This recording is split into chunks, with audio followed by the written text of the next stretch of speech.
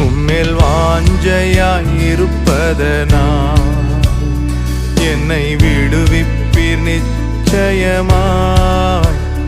உந்தன் நாமத்தை அறிந்ததனா வைப்பீர் உயர்ந்த அடைக்கலத்தில். யெஷுவா